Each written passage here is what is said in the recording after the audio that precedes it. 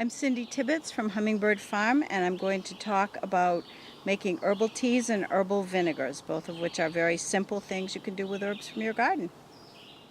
Let's talk about making herbal vinegars. This is not Julia Child's territory. It's really simple stuff, doesn't take any special ingredients, doesn't take any special equipment. What you start with is vinegar. This is distilled white vinegar. This is apple cider vinegar.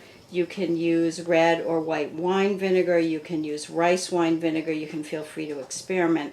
The only couple things I'd like to say are that you want to make sure that you do have a vinegar that's 5% acidity for safety's sake.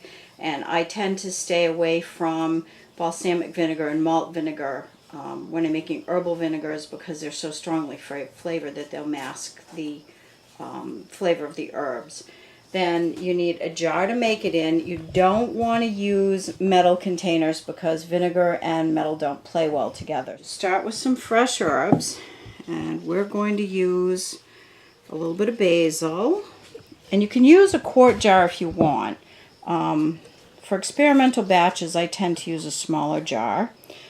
And you can be really fussy, and you can weigh and measure and keep track of what you're doing if you want to make sure that you can repeat if your experiments are successful. Or you can be like me and you can be a, well, yeah, that looks good kind of a vinegar maker, which is fine. All right, this is golden oregano. Put some of that in. And then a little bit of thyme. And you'll notice the thyme is blooming here, and that's absolutely fine. You're perfectly okay to use most herbs when they're in bloom. The blooms taste just like the leaves do. Loosely packed in the jar, but not cram jam full. And then add your vinegar. Now, again, if you look at herbal vinegar recipes, you'll find that they'll tell you that you should use it at room temperature, that you should warm it, that you should boil it. I would avoid boiling because I think that makes the temperatures high enough that it can damage the essential oils that give the herbs their flavor. But you can use either room temperature or warmed. I generally like to warm it in the microwave until it feels warm against my hand.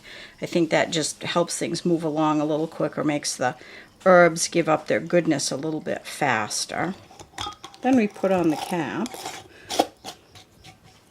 shake it, and set it in a cool, dark place for a couple of weeks. And it's not rocket science. It can be a few days one way or the other. And most authorities say to shake the jar once a day. I'm not sure if that really helps or if it just makes us feel better. But anyway, I tend to do that. Then after a couple of weeks, you can take the contents of the jar and strain them. I usually run them through a coffee filter because some of the leaves are pretty small. Make sure I get all the stuff out. Put the vinegar that's left into a jar or a bottle. And one of the really fun parts of this is finding bottles to put them in. This is a recycled bottle. And I put a few sprigs of thyme in there just for appearance sake.